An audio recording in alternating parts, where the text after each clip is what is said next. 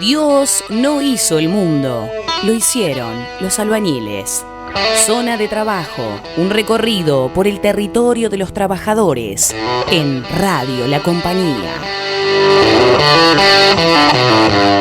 Seguimos en Zona de Trabajo, relatos del Bicentenario. Bueno, la verdad es que venimos siguiendo no solamente las cuestiones que tienen que ver con lo que se va votando en el Congreso, sino cuál es la realidad, la situación de diferentes compañeros, diferentes compañeras, de diferentes sindicatos alrededor de todo el país, y nos parecía importante tener una foto un poco generalizada de la situación que se está viviendo en el Estado, ¿no? Por eso estamos en comunicación con Mercedes Cabezas. Ella es secretaria general adjunta de ATE a nivel nacional. Mercedes, ¿nos estás escuchando? Sí, ¿qué tal? Buenas tardes. Buenas tardes, Mercedes. ¿Cómo te va? Bueno, primero, como para que podamos conversar un poquito, ¿qué impresión te quedó de la jornada de ayer en el Congreso Nacional? La verdad, impresión te diría la que tuvimos todos, que hay una suerte de operativo desmedido en cada uno de los espacios públicos donde se intenta llevar adelante movilizaciones populares. No solamente protocolos desmedidos, sino también, bueno, en el día de hoy Rosario, por ejemplo, vivió otra situación de muchísima violencia en el ámbito legislativo. Sí. Y la verdad es que me dejó una excelente sensación la movilización popular, porque no solamente como en otras oportunidades, no solamente se movilizó lo organizado, en términos concretos en cada una de las centrales, pero me dejó una enorme preocupación el operativo de inseguridad, te diría, que desplegó Patricia Bullrich. Pero claro, no es la primera vez que lo hace, digamos. Desde que asumió este gobierno, a la fecha se llevan adelante situaciones de las mismas características o peores, que permanentemente redundan en el ataque al pueblo, porque la realidad es que lo que veíamos con una mujer tirada en el suelo, reclamando, policías pegándole a los jubilados y jubiladas, la verdad que no reviste mucho nivel de análisis, más allá de nuestros compañeros y compañeras que también fueron atacados, como por ejemplo el secretario general de ATE Chubut. Después son situaciones que normalmente transcurrimos quienes estamos en la lucha para derribar un gobierno que concretamente lo que hace es atacar al pueblo. Sí. ¿Cómo es la situación que se está viviendo en líneas generales a los trabajadores del Estado, Mercedes? Mira, es una situación de mucha complejidad. Nosotros registramos alrededor de 25.000 trabajadores despedidos. Pero además el problema es el nivel de violencia que se está viviendo en el Estado. Ahora el 30 de septiembre vencen 65.000 contratos. Y no solamente existe un ataque directo hacia los trabajadores y las trabajadoras que no han podido concursar su planta permanente, estamos hablando de trabajadores y trabajadoras con más de 20 años de antigüedad en algunos casos, con 10 años de antigüedad en otros, sino que también con esta reglamentación del pase a disponibilidad, dependiendo de una dotación óptima, que en realidad quien la decide es Schwarzenegger. Concretamente lo que se está haciendo es desguazar el Estado, pero no es un clima que se vive solamente en el Estado, porque la tragedia individual de un compañero o una compañera nuestra que va al cajero a fin de mes y no encuentra, o a principio de mes y no encuentra su sueldo, se convierte en una tragedia colectiva que lo que hace es que nuestro pueblo no pueda beneficiarse de una política pública que en realidad lo que hace es nivelar la desigualdad estructural. Y entonces me parece que es ahí a donde hay que atacar, digamos. Claro.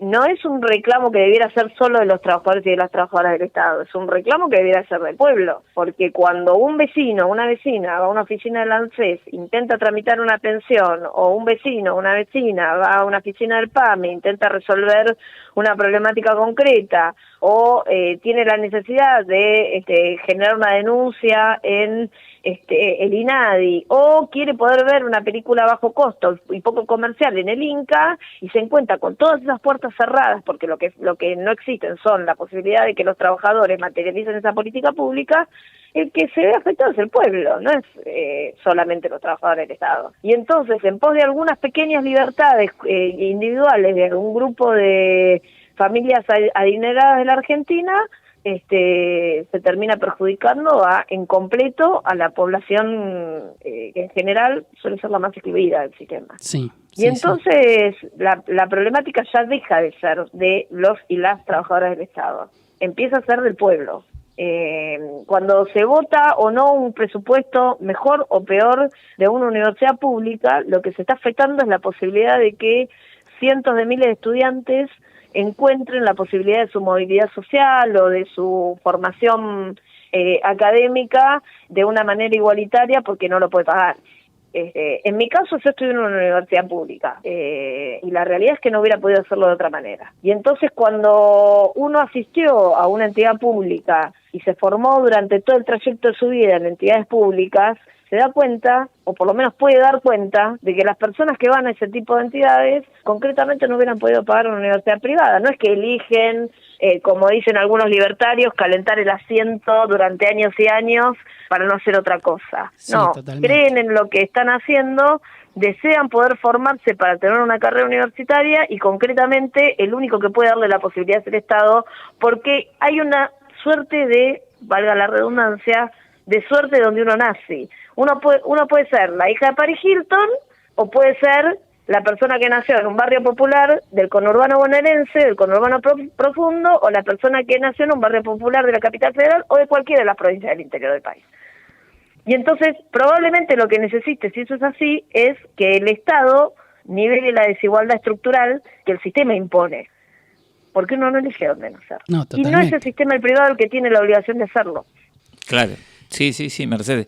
Te estaba escuchando atentamente con respecto a lo que decías y planteabas la cuestión de que efectivamente esto no es solamente una problemática que afecte a los trabajadores de la órbita estatal o de las universidades, ¿no? O sea, de la educación, sino que es un problema, digamos, sea, que también atañe y fundamentalmente y principalmente está golpeando, digamos, sea, en el sector privado. Esta semana se conocieron datos efectivamente que al respecto hablan de cerca de 140.000 puestos de trabajo que se perdieron, digamos, sea, desde que asumió el régimen en la Argentina. Y esos 140.000 estamos hablando solamente de lo registrado, porque después tenemos un montón de trabajo no registrado en la Argentina y que de eso no hay ni cifras. Tomando en cuenta las mediciones del sector privado, podemos decir que hay alrededor de 170.000 puestos de trabajo registrados que se han perdido en la Argentina. Esto es así. Después hay que ver qué consideramos registrado, porque si vamos a lo que intenta implementar Javier Milei después de la ley de base, que es el convenio de la UOCRA, el convenio de la UOCRA prevé que la registración de trabajo termina cuando termina la obra, pero porque en realidad son obras aisladas. Sí. Por lo tanto, bueno, hay que ver qué entendemos por registración, porque si se termina la obra, pero nunca más empieza la siguiente obra, bueno, ese no es uno que se quedó sin puesto de trabajo registrado, pero hoy no está trabajando. Claro.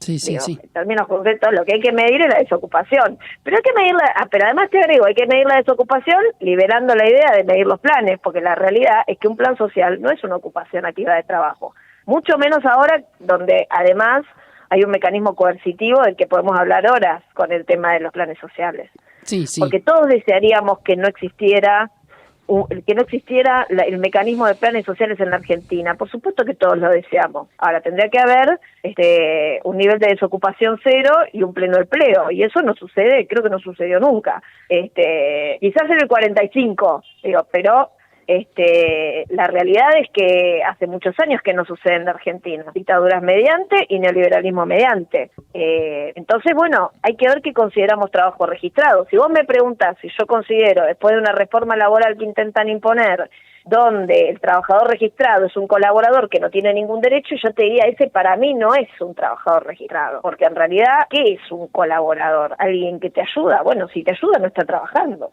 Claro, y además ahí, que a quien le está colaborando supuestamente tampoco tiene la obligación de estar como un trabajador registrado o como un pequeño empresario tampoco, ¿no? esto es como cuando las mujeres feministas decimos, no me quieras inculcar el concepto de que me ayudas en mi casa, trabaja conmigo, no me ayudes. Bueno, es más o menos lo mismo. En términos concretos, el colaborador es el que colabora, porque lo dice la misma palabra, con el trabajo de otro, pero no es trabajador registrado. En realidad lo que están haciendo el gobierno como trabajo registrado. En realidad lo que está haciendo el gobierno con esa medida es materializar una relación que nunca fue igualitaria, ¿no? No, legaliza la precarización laboral. Lo que están haciendo es justamente eso. Ayer uno podía escuchar los argumentos que vertían algunos de los diputados oficialistas que votaron a favor del veto al aumento a las jubilaciones, y la verdad es que están hablando de un país que va en ese sentido, y claramente además se va corriendo el velo y cada vez se ve más claramente que esa oposición amigable, esa oposición que se plantea como una alternativa, pero que en realidad casi podríamos decir es un cogobierno con los representantes del régimen, en realidad sostenía cuestiones que no tienen en cuenta las deficiencias estructurales que existen en la Argentina con respecto al tema del empleo y con respecto al tema del trabajo y al trabajo registrado, como bien vos estabas explicando recién. Yo lo que te diría, mira, yo lo que te diría es, y hasta puede sonar un poco polémico, no me digas cuántos trabajadores precarizados tenés o qué consideras precarizados. Yo lo que pido que me digan es, bueno, ¿de qué derechos gozan el 100% de los trabajadores argentinos? Y ahí le ponemos el nombre que quiera. Porque si todos tienen estabilidad, todos tienen buenos salarios, todos cumplen con los requerimientos del artículo 14 bis de la Constitución Nacional, bueno, yo te digo, ¿querés llamarle planta permanente? Llamale planta permanente. ¿Querés llamarle, qué sé yo, hoja de laurel? Llamale hoja de laurel, pero tienen estos derechos. Se entiende, no es un problema de nombre, se entiende, es un problema de qué punto, derechos sí. gozan. Mercedes, también, bueno, nosotros nos estábamos preguntando al principio del programa, nos estamos preguntando desde hace unos meses sobre esta situación, y es, bueno, ¿hasta cuándo se va a vivir esto, no? Vos, ¿qué es lo que ves? ¿Hasta cuándo el gobierno puede tirar de esta cuerda?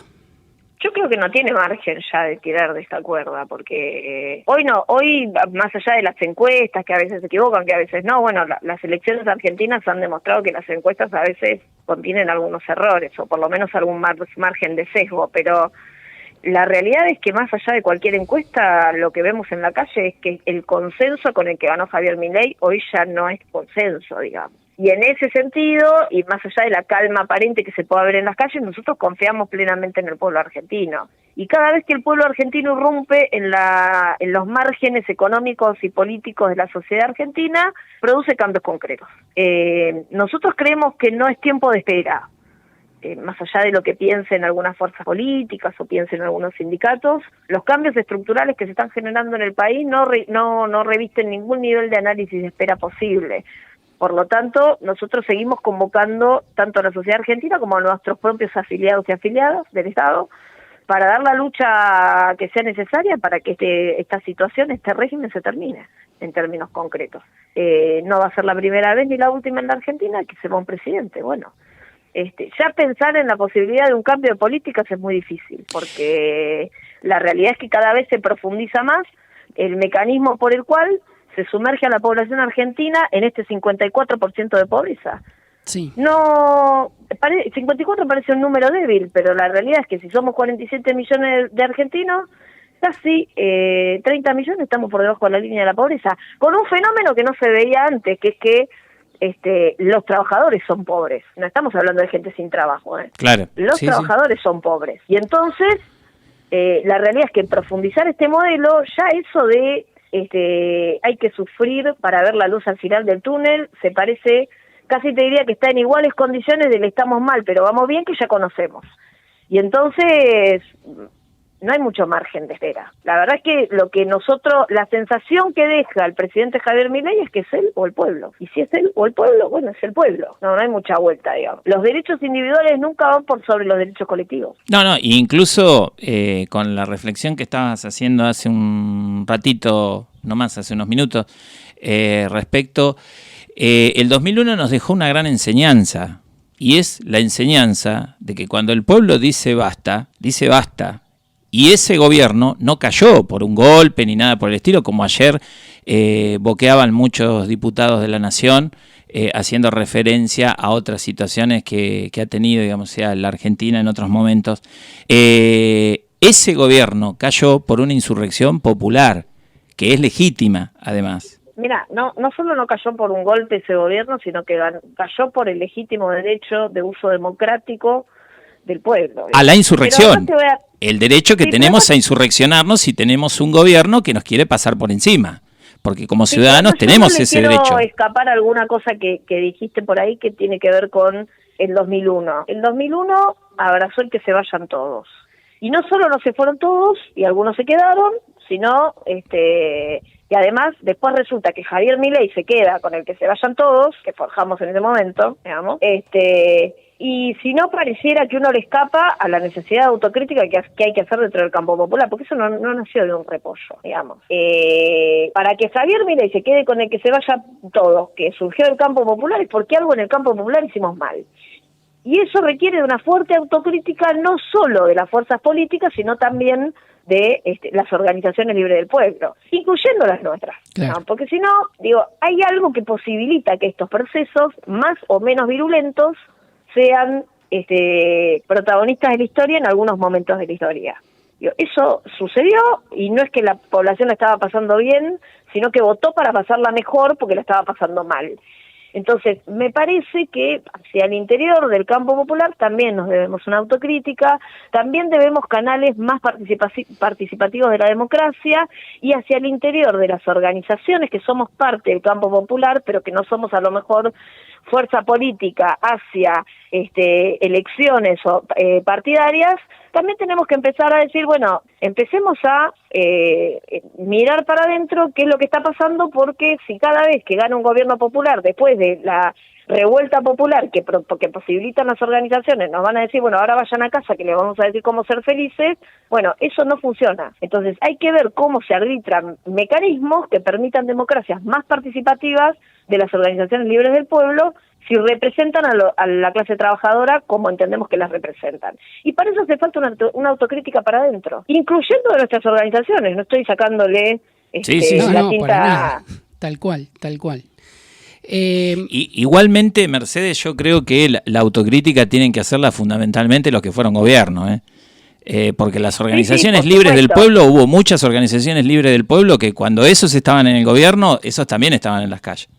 O sea, pero hay otras que no. Entonces yo exacto, lo que estoy sí, pero hay que deslindarlo. Porque además es un proceso latinoamericano. Mira, esto es muy simple, es un proceso latinoamericano. Cuando una fuerza popular en Latinoamérica gana las elecciones, o que parece más popular, o que es más amigable con lo popular, si querés, para no ponerle un rótulo, sí, porque a lo mejor no coincidimos en ese rótulo, las organizaciones libres del pueblo creen que tienen que salir de la calle. Y en mi opinión, y con mucho respeto digo, para mí es en el momento en el que más en la calle tienen que estar.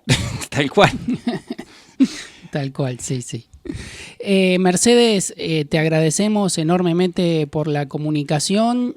Como siempre les decimos a todos los compañeros, todas las compañeras de todo el país que se comunican con nosotros y con los cuales conversamos un poco, este pequeño espacio de trabajadores para trabajadores acá en Radio La Compañía de Tandil también es de ustedes, así que muchas gracias.